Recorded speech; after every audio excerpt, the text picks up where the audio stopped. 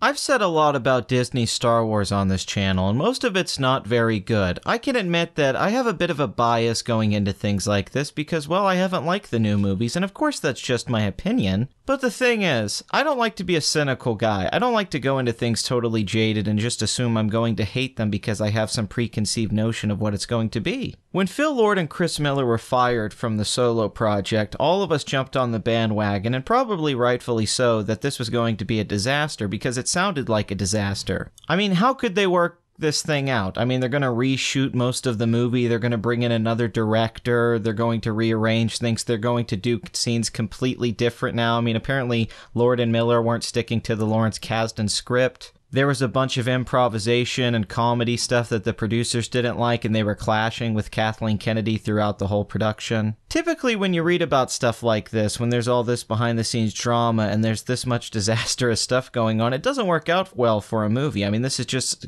what we've seen as a pattern. Now, an example of this working out would be the movie World War Z, where we heard all this drama about reshoots and it going over budget, and then the film comes out to pretty decent reviews and becomes a big hit. Now, a lot of people have been saying for the last few months, myself included, that I don't think Solo's going to do that well for these reasons. All of the press for the movie has been bad, and I didn't think anybody wanted to see a young Han Solo movie. I mean, to me, Han Solo's Harrison Ford more than anything. I mean, the character is in him mostly, and I'm in the writing of the original trilogy and so on, but it's Harrison Ford's performance. He is Solo. Why would I want to see some actor that I don't even know that well play this iconic role that means so much to me and to so many other people? I mean, he's basically a fan favorite in the franchise. And at first, when they announced Ron Howard, I think a lot of people were skeptical because a lot of people don't seem to like a lot of Ron Howard's recent work, even though Rush is a pretty good movie, Frost Nixon is a pretty good movie. But I needed to take a step back for a little while. Even though I did not like The Last Jedi, I really didn't like Force Awakens much, I thought Rogue One had decent parts, I had to think, well, you know what, Ron Howard's actually a pretty good choice.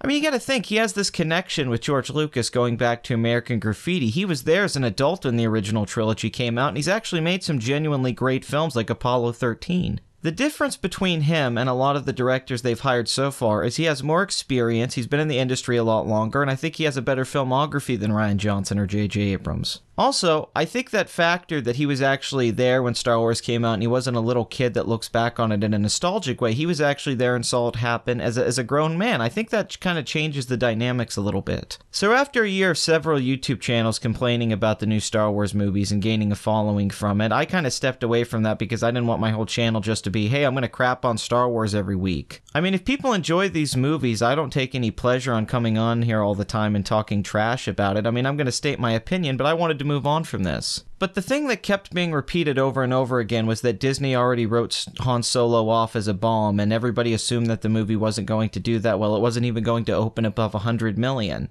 I mean, you could find this all over the place. I'd even said myself on my box office show that I couldn't see it opening that well just because of all the bad press about it, and I was a little skeptical about people saying a young Han Solo film, and I was like, well, of course it won't open like Rogue One. Well, I'm here to be the big man, I guess, and admit that I was wrong. I was wrong about the movie not opening well, I was wrong about the hype, and I was wrong about the Star Wars brand and how much of an impact Last Jedi was going to have on that. Now, sure, Last Jedi did make $700 million less than The Force Awakens. I think even more than that, like $750 million, but it was a sequel. Also, it just didn't seem like there was a lot of love. It seemed like there was a lot of divide, and I know people want to say the majority of audiences loved it, but I'm skeptical about when anyone says the majority of people love anything, because you can't read people's minds. But there was factors I didn't consider with Solo. I didn't think about Donald Glover and how big he's becoming, in particular Childish Gambino. I mean, look at that This Is America thing. That's already got 45 million hits. He's got the show Atlanta. He's got a new album coming out. I mean, the dude's on the edge of stardom if he's not already there. I mean, he's also going to be Simba in The Lion King, which is a guaranteed hit from Jon Favreau. Also, I didn't factor in Emilia Clarke from Game of Thrones. I didn't think about Woody Harrelson being a veteran actor. I guess I just didn't think about the Star Wars brand in general, how popular the Millennium Falcon is. So this video was me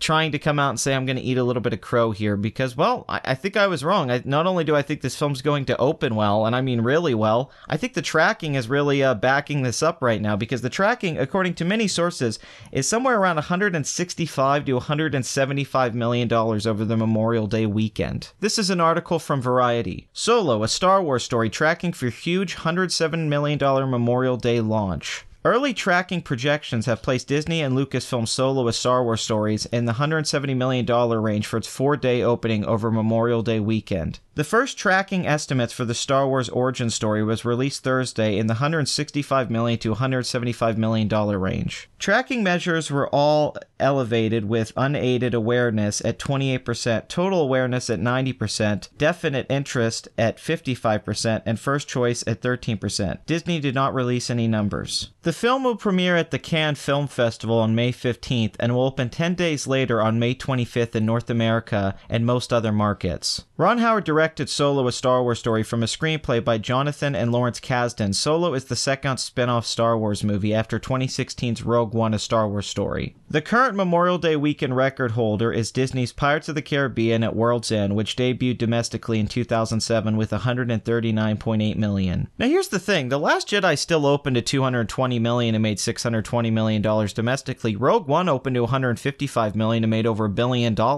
Say what you will, and the merchandise certainly isn't selling like it did in the prequel era, and there's lots of evidence to support this. The movies themselves still make a lot of money because, well, the Star Wars brand is strong and the Disney marketing machine is a beast. Also, apparently the pre-ticket sales for this movie are outpacing Black Panther right now, and that film opened at over $200 million. But I want to go a little deeper than this. What if I throw this out there? Has anyone ever considered that maybe Solo could be good? I mean, don't get me wrong, people. I don't like The Last Jedi as much as the next guy who complains about it. I'm not attacking anyone who did like the movie, and I'm definitely mixed on Rogue One and Force Awakens. But what if Ron Howard pulled it off? What if it is funny? What if it is a good adventure movie? What if it does have good action scenes? What if the stuff that they reshot is good? What if Lawrence Kasdan's script is decent? I haven't heard many people make this point. The points I've heard is either the film's going to be a disaster or it's just going to be a mixed bag of things. But has no one thought that maybe this is going to be a genuinely good film and maybe better than the previous Star Wars films? And by previous, I mean recent ones. I'm not saying this is going to be better than Empire Strikes Back or something, but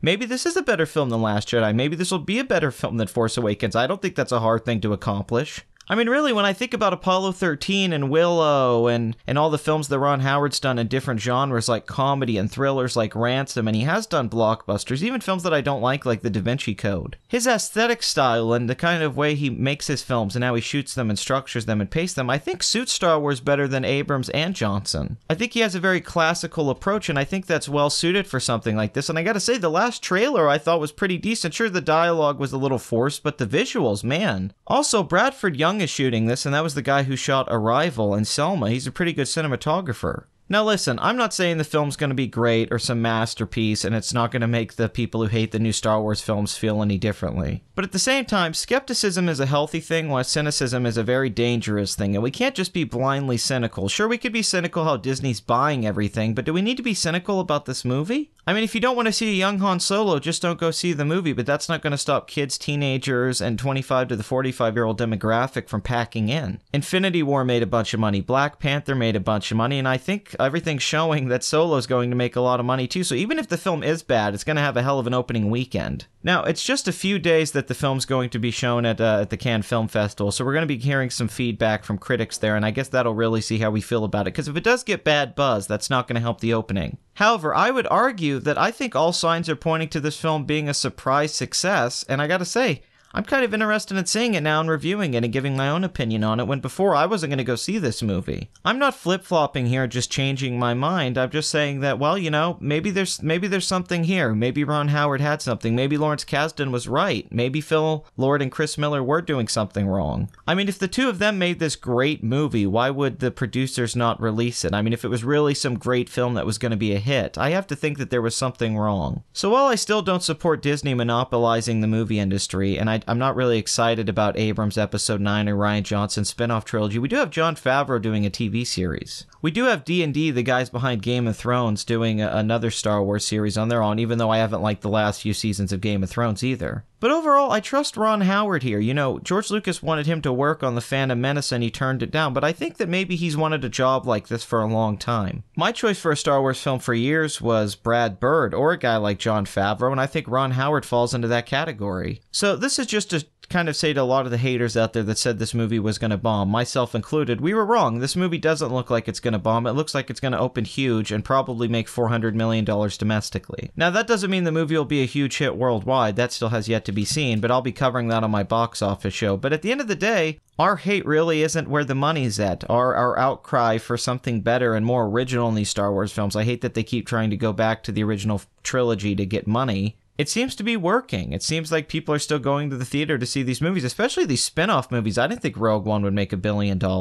So if this film makes $800 million or more, well, we have to consider it a success. And Kathleen Kennedy's going to keep her job, even though I think other people could be doing a much better job than her. She's getting results, but she's not getting Kevin Feige results. I mean, Black Panther made more money than The Last Jedi. So to wrap this up, I just want to say, hey, this movie might not be great, whatever. If it's not great, I'll be sure to say in my review. And if it doesn't do as well at the box office, if people are giving it too much here, then okay. But I want to say just have an open mind to these sort of things, okay? Ron Howard is a fine filmmaker. Sure, he's had a few duds in his career. I mean, quite a few. But overall, he can do this. And even if it's not the Han Solo we want, even if this isn't Harrison Ford, even if Harrison Ford wasn't that old when he played Han Solo to begin with, that doesn't mean this has to be a bad adventure film. Think of it as an Elseworlds tale, kind of like the Batman books at one point, when Batman would be fighting Dracula or Jack the Ripper or something like that. So I know a lot of you on this channel don't like to hear me say this stuff, but I'm going to root for Solo because I don't want to go see a bad movie, and I don't want a film just to be bad so I can be proven right. But I am interested to hear what you guys have to say, so leave your opinion in the comment section, like and subscribe, and please rewind your VHS tapes before you bring it back to the store.